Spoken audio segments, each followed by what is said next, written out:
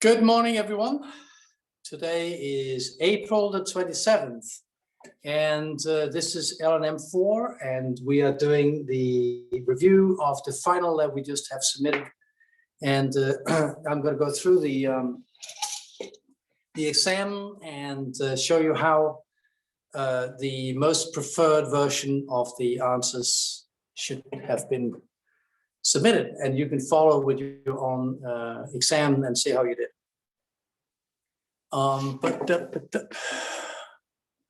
There we go.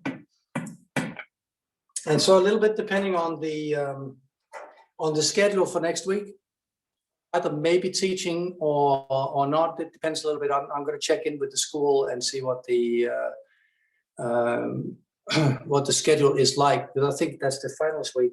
But since we'd already done a final, what I would do today is to go through the exam that we just passed or just submitted, and I will then give a little preview of what is in store for us for the next semester. It's going to do that. That may be a good thing to do. Okay, so here is the exam. Well, here's the exam. It's an example in G major.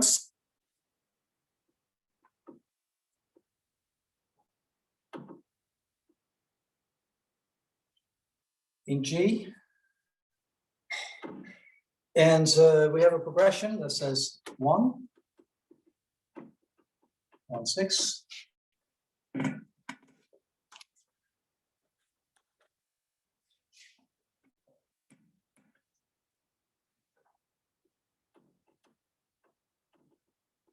Two, 6, 5,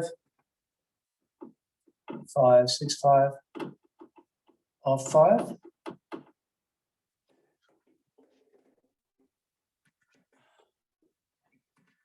And then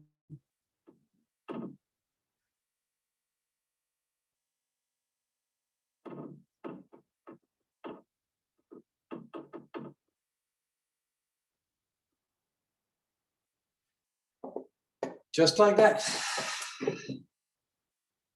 So that's our progression. And what we're going to do in the beginning is that we will outline our base.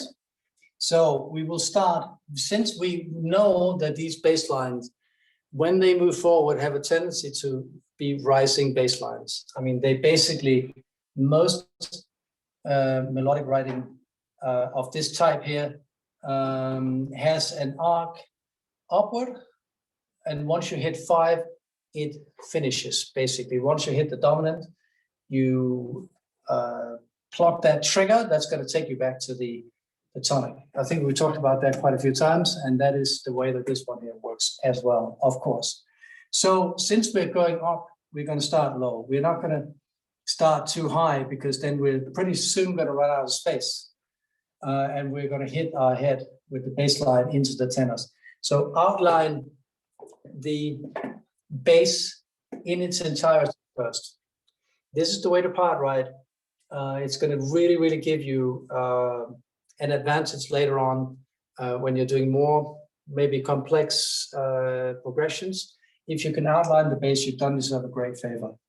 So you want to say to yourself, obviously the root of the tonic chord is G, in the key of G. 1, 6 means the tonic chord in first inversion, and that means the chordal third is in the bass. So that will be B. If you want, you can just outline these chords for yourself. You can remind yourself that this is the tonic triad in root position. This is the tonic triad in first inversion. And therefore you can see that the reason why we call it the 6th chord is because the interval between the outer voices here is a 6th. Then we know from our studies last semester of all the predominants, we know that 2, 6, 5 has scale degree 4 in the bass. Scale degree 4 in the key of G, you can just, if you want to, you can count it on your fingers. G, A, B, C. Scale degree 4 in the bass here. This one here is 5, 6, 5 off 5. The big lesson from the part of the semester after our break, that would be our spring break in this semester, was really to understand how secondary dominants work. It could be 5 of any scale degree except for 7. You can't tonicize, so we call that tonicization when you are adding the 5th scale degree or the dominant 7 chord of something. You can't tonicize the 7th scale degree because you have a diminished triad there. And so therefore that doesn't work very well as a tonic, or as a suggestive tonic. But 5 works really well. So therefore, we understand this one to be the dominant 7 chord of the 5 chord. And the way to read this one is as 5, the Roman numeral 5. We can't hear the difference when we're saying it. We don't know if it's Roman numeral or an Arabic number. But in this case, I think you're experienced enough to know that we call this 5, 6, 5 off 5. So you have to know what 5 is in the key of G. You might as well outline that for yourself and say that is a D chord, D dominant 7 usually. And therefore this chord, we know it's a first inversion chord. We know that also because of the studies of predominance that we did last semester. We know that this one here is a chord that's very similar to this one. And it also, we can see it's a 7 chord because we have a 6 and a 5. When you have 2 numbers that are next to each other, we know it's a 7th chord, and we know that 7th chord is inverted. 6-5 chord, the easiest way is simply just to remember at this point that a 6-5 chord is a 7th chord in first inversion. Just like we remembered that a 6 chord or 6-3 chord, if we want to call it by its full name, 3 and 6, so 3 here and 6 here. We also know that a 6-5 chord is a 7th chord in first inversion. So we understand that this one here is the 5 chord of D. So if you want, you can do it in the absolutely foolproof way. You can say D is the one for which we have to find the 5th scale degree. D, E, F, G, A. I understand that that's an F sharp, and I understand but it doesn't really matter because you're going to land on A no matter what, even if you don't know the key signature of D, and it's a D major, D minor, we're not really sure, but it's D, and 5 steps up from D is D, E, F, G, A. You're going to land on A regardless. So we know this one here is an A7 chord. If you want to, let's see, I have the top line here as well. Gotta go back and forth here. So you know that this one here is an A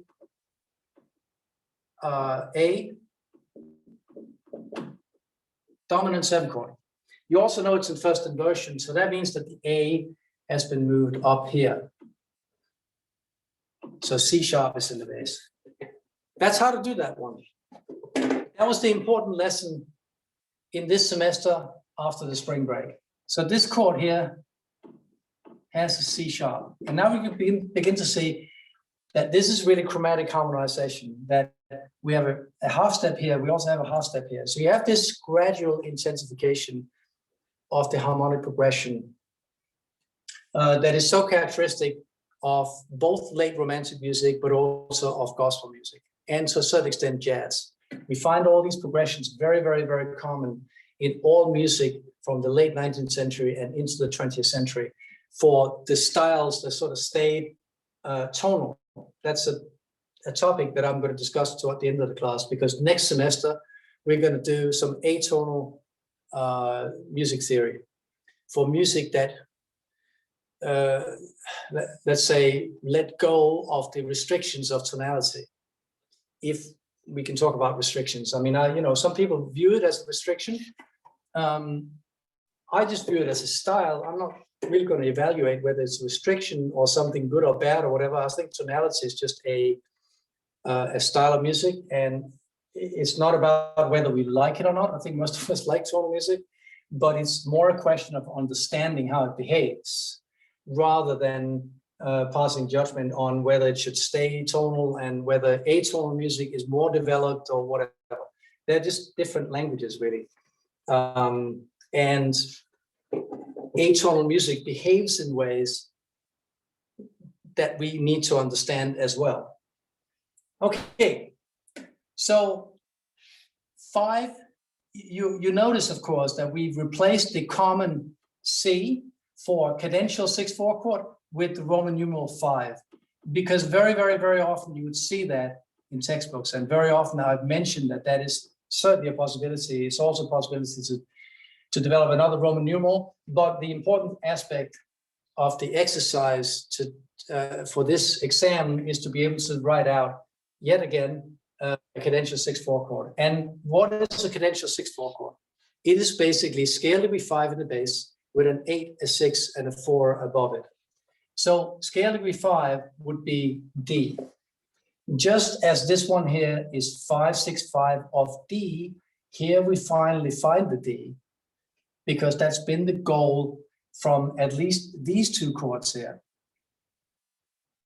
to enter the dominant. And if we were to give a secondary level analysis of this, this would both be predominant. Here we would have the tonic, because we have the tonic chord in root position and then first inversion. There's 3 we very rarely see nowadays. You can write it in if you want, but we rarely see it, so I'm just going to use the professional language that we do see. This entire section would be the predominant, probably stops here, right?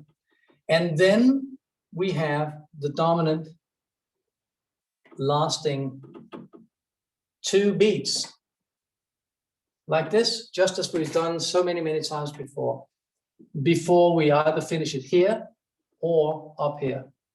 There's no particular preference, really. You know, you can see that this one is an ascending bass line. It goes up, it finishes, or it has its top point at the dominant, with scale degree 5 in the bass, and then it goes straight home to the tonic. That's tonal music for you right there. This one I don't need. You can always get it back by moving your cursor or whatever. Okay, so to that, we basically have to add a soprano line.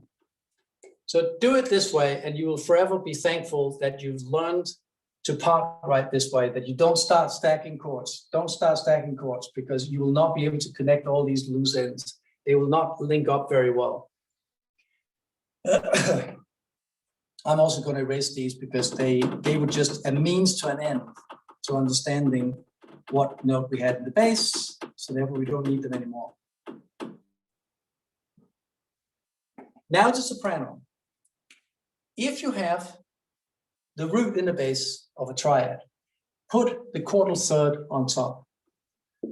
It's not always like that, but it's a good idea to do that, because what you achieve by doing that, you avoid parallel fifths and parallel octaves between the outer voices. And all the inner voices are going to work out like a charm. It's going to be really easy to do. So root the bass, third on top. Third in the bass, root on top. So we're going to do a little elegant voice exchange between these 2 notes here. Very often you see a little passing tone between the bass and also the soprano. And so there will be a passing tone that smooths out this little skip from scale degree 3 down to scale degree 1, from the B to the G. We don't have it this time, and sometimes you hear it harmonized. That it's all fine, you know. There's not a preference whether it's harmonized or not harmonized, whether you have a passing tone or not. Just grabbing my guitar. You can very often, so it will sound like the, you know, this would be the progression you have in a different key, mind you, but that it doesn't really matter. If you don't have perfect pitch, it wouldn't be a problem. Or if you harmonize it, you simply have the same thing. There's all the passing tones and the harmonized passing tone. And it can be harmonized in different ways. We're not too concerned about that right now. All we need to do is this, basically. And we follow the same principle when we go to the next chord. Here's the first inversion chord. If you have the third in the bass, so first inversion simply means that the chordal third is in the bass. If you have the third in the bass, try to put the root on top. So the root of this one, as we found out, was an A dominant 7 chord, right? So the root is A. You have the third in the bass, put A on top. And here, still, we have a first inversion chord, third in the bass, root on top. The only difference between these two chords, in fact, is the C sharp, the raised 4th scale degree in the key of G. That's the only difference.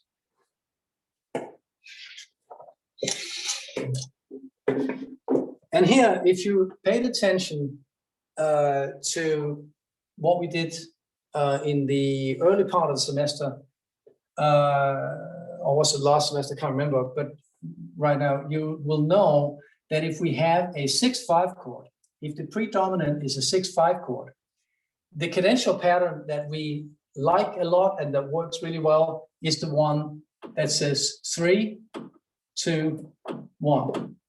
Also known affectionately as 3 blind mice, because that's in fact how it's going to sound. Okay, my guitar again. Hold on. Well, you know 3 blind mice, I'm sure. That little children's song, but it's going to sound like that.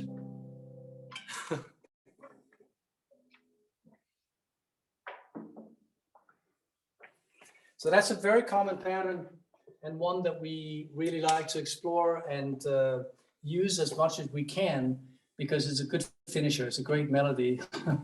I mean, you know, all things considered, it's a melody that works really well for our purpose here. I think that's what I mean to say. So 3, 2, 1. So basically now we're 90% done, because we've outlined our bass.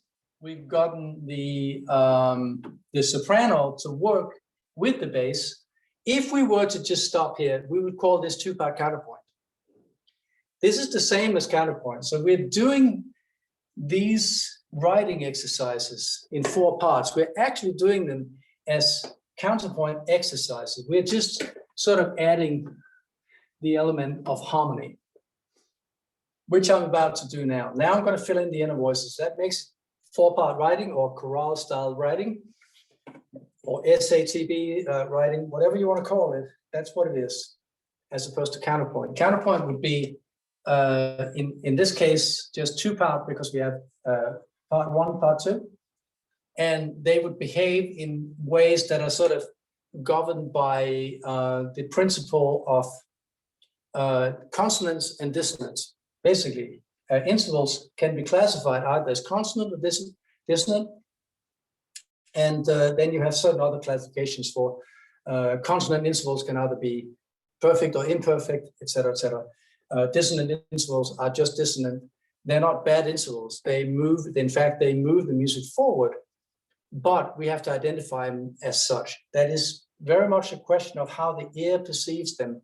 And that, again, depends a little bit or a lot bit on the style of the music, because certain styles are inherently more full of angst and conflict, and therefore the music would not behave quite as another style of music that is meant to be ethereal and released, etc., etc. We find in all styles of music, we find the 2 types, archetypes of music. In jazz, for instance, you can sort of juxtapose like modal jazz. Let's say the modal jazz of the mid-1950s by Miles Davis, which is very relaxing and very sort of free of obvious conflict. Although if one digs deeper, you'll find certain other things in it. But if you juxtapose that with hot jazz or bebop, you'll find that the angst and the anxiety of the music, the dissonance of the music is much more worn on the sleeve, right? It's much more worn on the outside of the music. This style of music here, I don't know what we would call this, other than we can see pretty much that the highest point of tension would be right here, because we have a note that is not really a part of the G major scale, but is outside of the scale. Jazz players would identify it as such, and they'll say the raised fourth scale degree would be the Lydian mode. So they, so it's all a question of outside of which scale, because jazz players very often operate with the concept of playing in or out. He's playing out, his solo is out. That means it's outside of the scale. But which scale? That again depends on how strictly do you define a style, and how strictly do you define what the tonality of a piece of music really is. This is outside of G major, but we understand that it works inside of G major as well as in D major. If we had stayed here in D major and then made a cadence in D major, we would have modulated to D major. So therefore, a raised scale degree simply just heightens the tension of the music. It's a very beautiful device, and it's a good tool to know when you're writing your own music, or if you're arranging things, or just simply just to go to grad school. You have to be able to write like this. Okay, so that out of the way, the bass down, the soprano down, now right down. So in other words, finish with the tenor and give the tenor all the notes that are left over, and give them in a register that works well for the tenors. That means not too low, because while the tenors can actually kick in the extra gear called falsetto, they cannot physically sing lower than their vocal cords would allow them to do.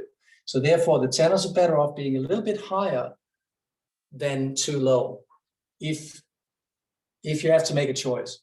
Here, I'm simply just going to follow a principle that I've also outlined many, many times: right in close position. That's the closest note I can find to that one. And here, I'm simply just going to double the root of the chord. And you'll see that all this works out really, really smoothly. This one here, if I were to sort of take that apart, I would understand it as an A minor 7, 2, which is the note A, would be the root of the chord. I understand it has a seventh in it, and I understand it's in first inversion. So that would be A minor 7 over C. The C is already here. It's in the bass. So I know that an A minor 7 chord, if I write it up, here's my A minor triad, and to that I'm going to add my seventh. Go a whole step down from the root of the chord. So I see that I have C placed already. That's gone. I've also got the A placed already. So these two I don't have to worry about. Here I have to place now in the two upper parts a G and an E. If I put the E here, that's possible to do, obviously, right? And it's not untoward for the altos to skip down a minor third. That's not a problem. But if I have, here's another golden principle. If you have a note that's already present in the previous chord, keep it. So this one here goes in here. Just keep it, because it's even easier to repeat a note. We're not concerned about whether this is boring or not. I mean, it's not about that. It's simply just about connecting things so they're easy to sing. And that's why I meant, if you start stacking up from here, you're not going to achieve this result. And it's going to be more difficult to sing. On an instrument, not so much of a problem, because you have keys, you have valves, you have you have frets.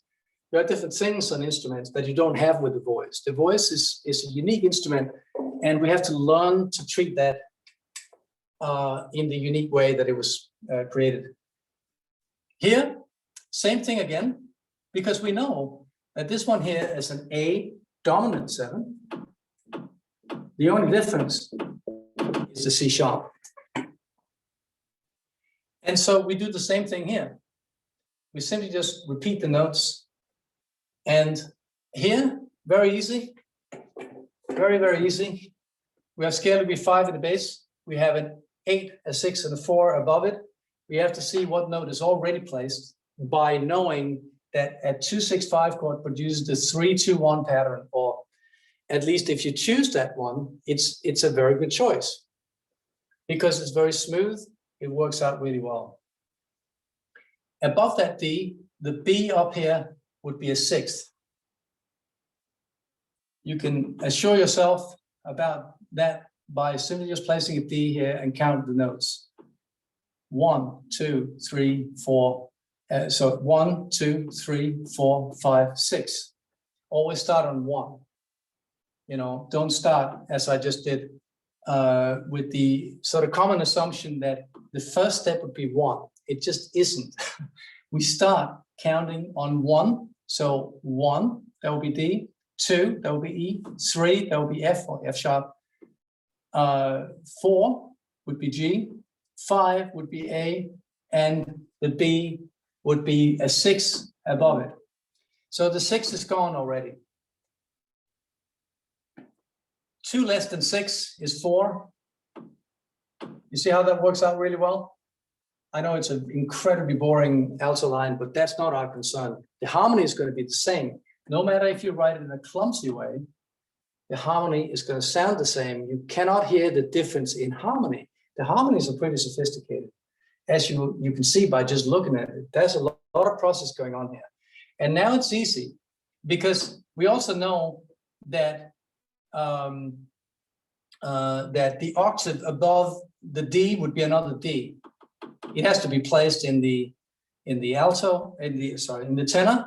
So therefore that goes in here. Easy peasy. Lemon squeezy. You can, and very often you would move back and forth in an assignment like this. Don't just start here and then move over here, because it's difficult to connect this way if you're stacking. It's also difficult to just make things line up if you just start in the left-hand corner and move across from left to right exclusively. You have to sort of go back and forth. You have to take a bird's eye view sometimes and see what is the architecture of this. Do I know any placement of this note, for instance, in the ending? Can I do that? And yes, the thing is, so now I've accounted for all these notes here. The fact is that you can actually really save a lot of time by sort of going back and forth like this and trying to make things pull together in the middle. That's always the most complicated thing to do. Sometimes you have some stuff going on here, and sometimes you want to flip the inner voices around or whatever. But now it's easy because we now have the 8, the 6, and the 4 in place above scale degree 5. And you simply just let them descend by one step in the key of G. This one goes down. This one has already gone down by a step. That's the 6 going to 5. That's already taken care of by writing out the soprano. This one here goes down by a step.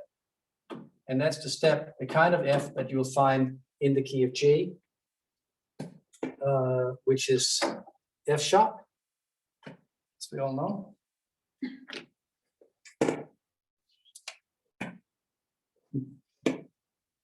The D goes down by a step. That's the note C, scale degree 4. And now everything just moves to the closest position in the tonic that you can find. The F sharp goes up to G. Scale degree 2 goes to 1. Everything works out really well. Scale degree 4, that will be the C, goes to 3. And you will find a tonic where you have a root, another root, and another root. So 3 roots and a third. That's perfectly fine to do that.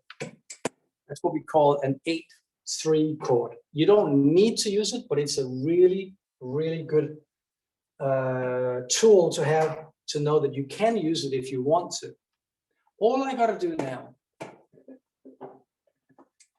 is to move back, project back, that I'm going to end up here with my tenor on the D. Which note is missing here? I've got the A accounted for. That's here. I've got the G accounted for. That's this one. I got the C sharp accounted for. That's this one. E is it. You want to make that as close to the D as you can. Bingo. And here you see that you go into an octave in contrary motion. This is good counterpoint writing. This is, you're learning counterpoint at the same time as you're learning 4-part writing here by doing it this way. Here, what is the missing note? Well, we know that these 2 chords are identical. You know, we accounted for all of them, right? And we know that the only note we haven't placed is the E. So just simply repeat it. That's your E right there. Bingo. And here, what is the missing note? I got a G, or in fact, I've got two Gs, and I got the chordal third. I don't have a D in it. So if I can get that in, perfect. And you can see this is very, very, very good writing. Here, same thing. That chordal fifth is very, very often the connecting tissue that makes everything else hang together. But it's not, as we can see in the ending here, it's not a note that is needed necessarily to understand the harmony, because there's nothing the fifth does in a chord that the root doesn't do just as well. So you could have elected to not have, let's say, not have the fifth in this chord. In this one here, it's a nice element because you have the root on top, which means that it's less stable than if you have it in root position. So if you have something other than this, that can still work. There's more than one way to skin a cat, as they say, you know, and I'm not going to make jokes about that, but you understand, this is not the only possible solution, but this is the solution that I would have liked if you come up with. And I think many of you had actually, because it's one that we hammered into the system over and over again, and it sits pretty well at this point. I haven't actually had time to sort of look, other than very, very, very briefly, at a couple of exams that I got in. We've just been very, very busy where we are right now, it would be safe to say. Professor Christina sitting down and watching the lecture. Anyway, here is our exam result, and I think I'm just going to cap it off like this and ask the evening class to watch this presentation, because they had the same exam as you did, and there's no particular reason why they should not choose the time at which they want to view this. Next week, if there's a next week, whoops, 4 to 3, that's just standard. Anyway, for completion's sake, if we're teaching next week, then I'm just going to give a little preview of atonal theory that we're going to be dealing with next semester. Any questions? Are we good? We're good, right? Thumbs up all the way around. I think I can imagine very few people not passing this exam with at least, you know, passing grade. I think the fact that we record these classes and that we can review them at our own time and as many times as we want is an enormous advantage.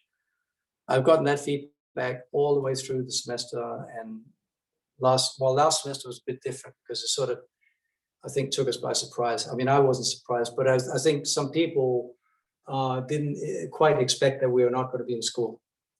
This semester, I think we had more of an understanding of what tools we have available with this medium here. All set, I think it's been a good semester, and I will check in next week and perhaps give you a preview, but if not, we actually hit this mark a few weeks ago for most people. Then we cleaned up a bit, and I think we got everyone on board. So I thank you, and if I don't see you next week, have a wonderful summer, and I'll see you back in September. Bye.